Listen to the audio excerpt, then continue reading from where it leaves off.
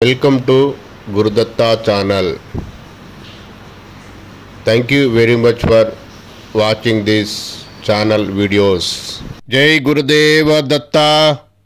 మనము శ్రీ పూర్ణ పరబ్రహ్మ జ్ఞానము సముపార్జన చేసుకొని శ్రీ గురుదత్త ప్రభుల ఆశీర్వాదం పొందే కొరకు మరియు 26 దైవిక లక్షణాలు పొందే కొరకు ఇవన్నీ చేసుకొని మన జ్ఞాన సముపార్జన భాగంగా ఈ వీడియోలు చేసుకొని దత్తయోగ సాధన చేసే కొరకు మన ప్రయత్నం అండి.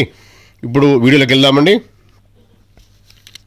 నేను నా అనే విషయాన్ని విడిచిపెట్టి నేను నా కాదు అంతా భగవంతుడే అనే విషయం గుర్తుపెట్టుకొని స్వధర్మమే ఈశ్వరార్పణ. మనం ఈ లోకంలో ఉన్నంత వరకు మనలో ప్రతి ఒక్కనికి ఏదో కొంత పేరు ప్రతిష్ట కాలక్షేపానికి ధనము అవసరంగా ఉంటుంది.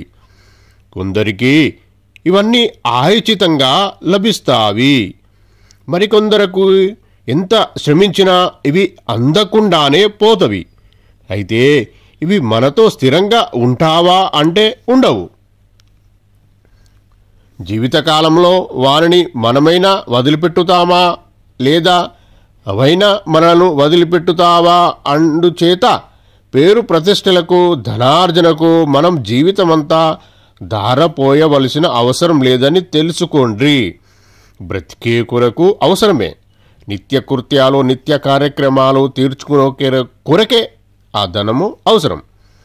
మరి ప్రయత్నపూర్వకంగా మనం దేనికై పాటుపడాలి అన్న ప్రశ్న వస్తే పాపదూరమైన పుణ్యజీవనానికి శ్రమించాలి అని బదులు చెప్పవలసి ఉంటుంది.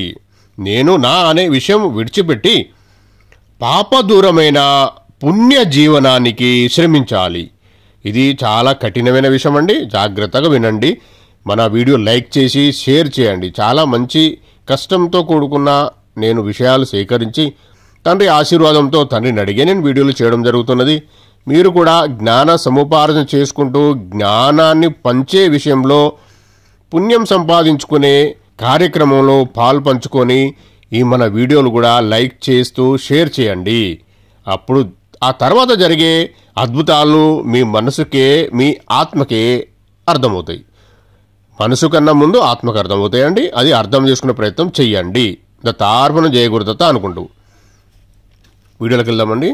అయితే పుణ్యజీవనం సిద్ధించేదెట్లా? ఒకటి, మనము ఇదివరకు చేసిన పాపాలను నాశనం చేసుకోవాలి. రెండవది, అటు మీదట పాపాచారణకు పూనుకోక పాపబుద్ధిని తొలగించుకొని చిత్త నైర్మల్యం కోసం పాటుపడాలి.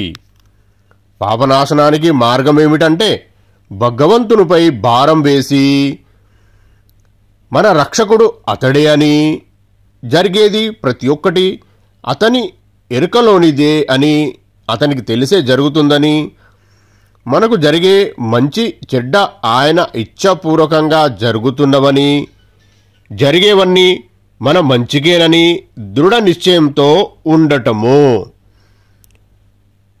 తన్ను పరిపూర్తిగా స్వామికి అర్పణ చేసుకొని ఈశ్వర ప్రవాహంలో తేలిపోవడము. ఇది శరణాగతికి కీలకం.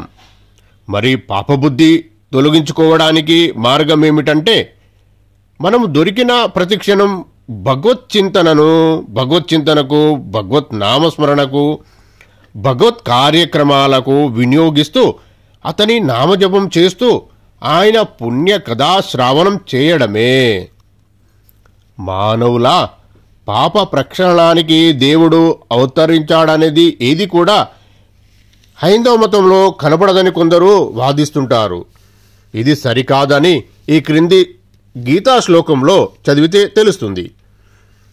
సర్వధర్మాన్ పరిత్యాజ్య మమేకం శరణం వ్రజ అహం త్వా సర్వ పాపేభ్యో మోక్షయిష్యామి మశుచః.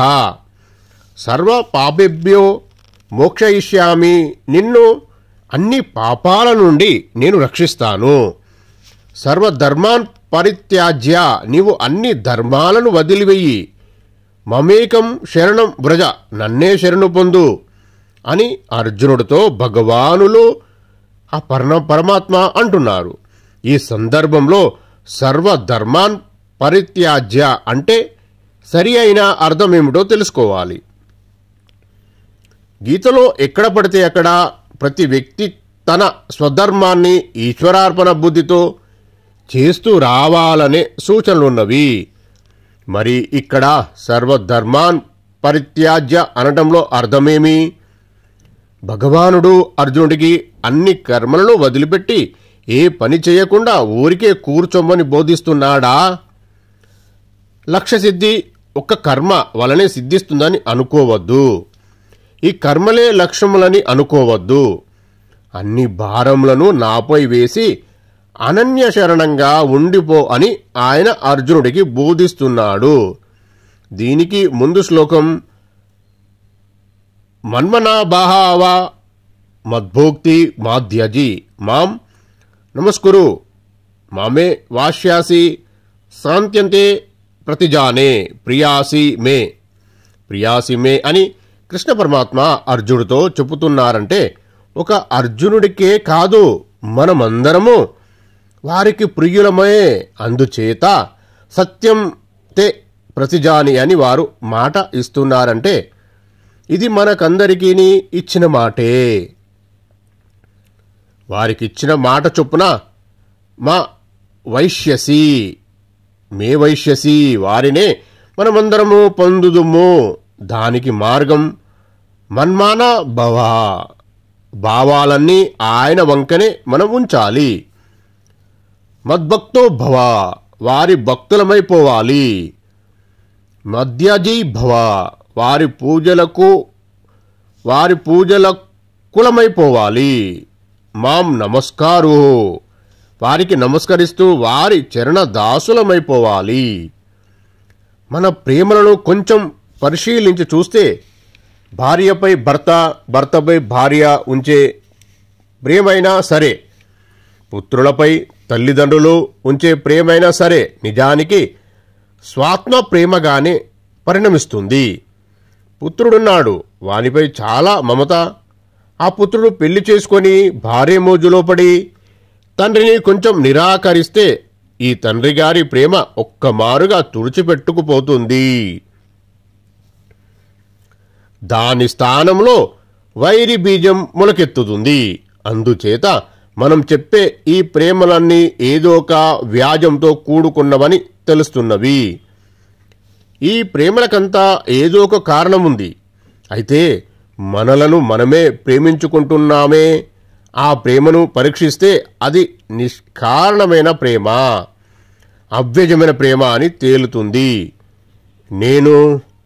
నేను నాది అని ఎప్పుడు తగని అభిమానంతో నిరంతర ప్రేమతో వల్లవేసుకుంటున్నామే. ఈ నేను అనేది వాడే అని గుర్తించేసరికి మన మనస్సు వాని చింతనలతో నిండిపోతుంది. మన్మాన భవ అన్న వాక్యానికి అదే అర్థం. ఆయనను ప్రార్థించడం ఆయన ఏదో మనకు వరాలిస్తాడని కాదు. ఆయనే మన మైతిని, మన ఆత్మ ఆయన ఒక్కటే. ఆయనను అనుకొని క్షణం లేకపోయేను. ఈ భావం బాగా రూఢి అయిపోయిందంటే మన మనసు అవ్యజ భక్తితో మునిగిపోయిందన్నమాట. ఇలాంటి అవ్యజ భక్తికి మన పురాణాలలో ఎన్నో దృష్టాంతాలు ఉన్నవి. అక్రూరుడు, విదురుడు మొదలగు వారు అవ్యజ భక్తులే. చిన్నతనంలోనే భగవచ్చరణగతిని పొందినవారు. ధ్రువుడు, ప్రహ్లాదుడు వారే కాకుండా నిరక్షరాస్యులు, నిమ్న జాతికి చెందిన వారు, కన్నప్ప, శబరి మొదలైన వారు వీరిని తమ వ్యక్తిత్వాన్నే మరచునట్లు చేసింది వారి భక్తి స్రవంతి. ఒక జీవితమంతా సాధించిన ఇతరులకు అసాధ్యమని భక్తిని 7 రోజులలో సాధించినట్లు పరీక్షిత్తు కథ వలన తెలుస్తున్నది. 3 ముప్పాతిక గడియలలో మోక్షం పొందినవాడు ఖాట్వాంగుడు. చేసిన పాపాలను తొలగించడానికి శరణాగతియే మందు. భావి జీవితంలో దుష్ట చింతనలు లేక మన జీవితంలో సచ్చరిత్ర అమలవడానికి భక్తియే మార్గము. మనస్సు భక్తితో నిండిపోతే ఆ నిర్మల హృదయంలో భగవంతుడు వాసించడానికి, ఆ హృదయంలో పరమాత్మ భాషించడానికి అవకాశం ఉంటుంది.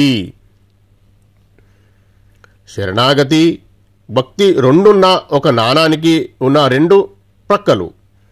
జీవితం గడపడానికి ప్రతి ఒక్కరూ ఏదో ఒక వృత్తిని అవలంబించవలసిన ఆవశ్యకత ఉన్నది. వృత్తిలో ఉన్నంత వరకు చేతిలోని పని మీద మనసు లగ్నమై ఉంటుంది. విరామ కాలంలోనే మనసు పాపచింతనలపైకి పోయే అవకాశం ఉంది. అందుచేత పాపచింతనల బారి నుండి తప్పించుకోవాలంటే మనం విరామకాలం అంతా భగవచ్చింతనలో గడపడానికి అలవాటు పడాలి. దానికి ఎన్నో మార్గాలు. నామజపమో, సత్సంగమో, సత్కథ శ్రవణమో, పూజాధికాల్లో నిమగ్నులమై పోవడమో, ఎప్పుడూ భగవచ్చింతనలోనే గడపడానికి ఏదో ఒక మార్గాన్ని అన్వేషించాలి. పాపాచరణ జ్ఞానేంద్రియాలతో కానీ కర్మేంద్రియాలతో కానీ జరగకుండా జాగ్రత్త పడాలి. ఏదైనా ప్రార్థించవలసిన అవసరం ఏర్పడినా భగవంతుడు సర్వజ్ఞుడు, అతనికి అన్నీ తెలుసు, అతని ఇష్టానుసారమే జరగని అన్న భావన, అసంగత్వము మనకు అలవాటు కావాలి. ఈ విధంగా ఈశ్వర శరణాగతి, ఈశ్వర భక్తి మనం పెంపొందించుకుంటే ఈశ్వర ప్రసాదం మనకు లభిస్తుంది. జీవితం సుసంపన్నమవుతుంది. ఇలా చేసేవారికి కొంతలో కొంత జ్ఞాన సముపార్జనలో భాగంగా అర్థమవుతుంది ఆ పరమాత్ముని దివ్యత్వం ఏంటిది, మనం ఏం చెయ్యాలి అనేది. అయితే ఇందులో ఉన్న రహస్యము, కష్టమైన విషయం ఏంటంటే, ఇప్పుడు భగవద్గీత జరిగిన సమయంలో ఉన్న పరిస్థితులు ఇప్పుడు లేవు. ఆ భగవంతునికి తెలుసు. అయినా కానీ మనము నెమరు వేసుకుంటూ ప్రతి విషయం అర్థం చేసుకుంటూ ముందుకు వెళ్ళవలసి ఉంటుంది. ఇప్పుడు మనము జీవుడు కష్టపడే కొరకు అంటే కన్ఫ్యూజ్, అంటే అర్థం కాని విషయంలో చిక్కిపోయి అనాగరికమైన విషయాలెంబడి పడి, అసాంఘికమైన విషయాలెంబడి మనసు నిశ్చలంగా ఉండకుండా చేసుకునే సాధనాలు, అవకాశాలు చుట్టుపక్కల చాలా ఎక్కువగా ఉన్నవి. అప్పుడు ప్రతి ఒక్కరూ భూమిపైన ప్రకృతికి సహజంగా, ప్రకృతికి దగ్గరలో, ప్రకృతిని ఆరాధిస్తూ, ప్రకృతికి అనుసంధానమై, ప్రకృతిని శరణాగతి భావంతో ప్రకృతిని ఆరాధిస్తూ ప్రకృతికి దగ్గరగా ఉండేవారు. అప్పుడు ఇలాంటివి కొంతలో కొంత ఈజీగా, తొందరగా, ఇష్టంగా, సునాయాసంగా అర్థమయ్యేవి.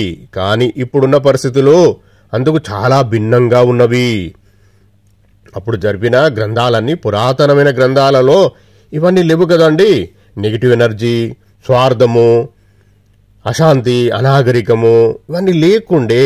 అప్పుడు విశ్వ మానవ సౌభ్రతత్వము మరియు ఉమ్మడి కుటుంబాలు ఉండి ప్రతి ఒక్కరూ కనీసము చిన్న బాల్యం నుండే జ్ఞానము ఇచ్చేవారు. ఇప్పుడు అలా లేదు. న్యూక్లియర్ ఫ్యామిలీస్ అయినవి. చాలా స్వార్థంతో కూడుకున్న బంధాలు పెరుగుతున్నవి. కాబట్టి ఇప్పుడు ఇంకా సాధన మనము ఎక్కువ చేయాలి. నేను చెప్పబోయే విషయం ఇదే అండి. ఈ పైన విషయాలు భగవంతుడు చెప్పిండ్రు, వాటిని వినడము, వాటిని పాటించడము సంతోషం. అంతకన్నా ఎక్కువ ఇప్పుడు చెయ్యవలసి ఉంటుంది. అందుకే ఎవరికి భగవద్గీతలో ఉన్న విషయాలు అర్థం కాకపోవడం, రిసీవ్ చేసుకోకపోవడానికి అర్థం ఇదేనండి.